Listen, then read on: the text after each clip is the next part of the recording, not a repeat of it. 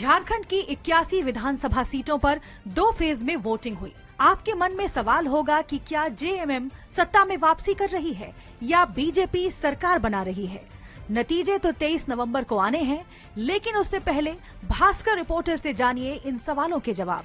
विधानसभा चुनाव के दौरान बीते 1 महीने में हम झारखंड के अलग अलग हिस्सों में पहुंचे।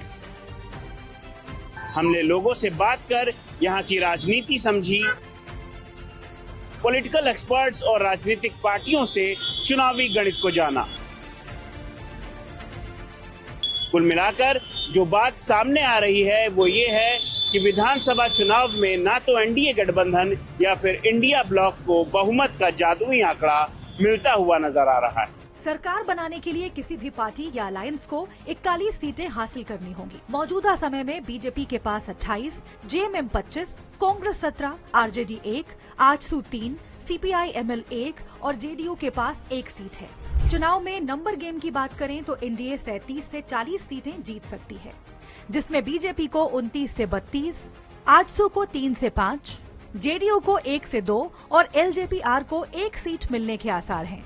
दूसरी तरफ इंडिया ब्लॉक 36 से 39 सीटें जीत सकता है, जिसमें जेएमएम को 25 से 29, कांग्रेस को 6 से 8, सीपीआई-एमएल को 1 से 2 और आरजेडी को 0 से 1 सीट मिल सकती है। निर्दलीय उम्मीदवार 2 सीटें जीत सकते हैं। झारखंड मुक्ति मोर्चा थोड़ी ज्यादा मजबूत नजर आ रही है, लेकिन 2 स्टार प्रचारक है हेमंत सोरेन और कल्पना सोरेन। अगर इन दोनों के चुनावी सभा को छोड़ दिया जाए तो बाकी ना कोई चुनावी सभा हो रही है, ना कोई रैलियां हो रही है। बीजेपी की सभाओं की संख्या वो ज्यादा है, लेकिन यह सभाओं की संख्या विधायकों की संख्या भी बढ़ाएगी या फिलहाल कहना मुश्किल है, क्योंकि दोनों के पास तकरीबन 25-25 सीटें सेफली उनके खाते में रखी हुई है। दोनों दलों को अपने गठबंधन दलों के जो संख्या बल है उस पर निर्भर रहना पड़ेगा। स्थिति यह है कि आप सरकार के खिलाफ कोई एंटी इनकम्बेंसी दिखाई नहीं दे रही है, खास करके झारखंड मुक्ति मोर्चा और हेमंत सोरेन के खिलाफ तो बिल्कुल ही नहीं दिखाई दे रही है।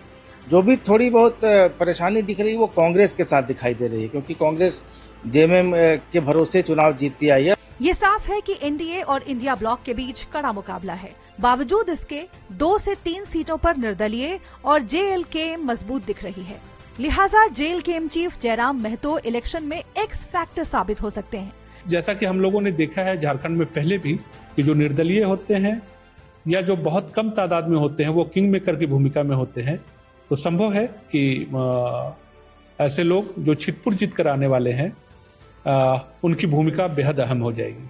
बीजेपी की सेंट्रल लीडरशिप की तरफ से झारखंड में की गई अग्रेसिव कैंपेनिंग के बलबूते आज बीजेपी जेएमएम को कड़ा टक्कर देते हुए दिखाई दे रही है। तस्वीर ये बन रही है कि जेएमएम और बीजेपी लगभग बराबरी की स्थिति में खड़ी हो गई है, लेकिन कांग्रेस की तरफ से चुनाव में की गई लापरवाही, सेंट्रल लीडरशिप की तरफ से झारखंड को लेकर उदासीनता आज झारखंड में एक बार फिर से निर्दलीय और छोटे पार्टी के उम्मीदवारों को किंग मेकर की भूमिका में ला खड़ा किया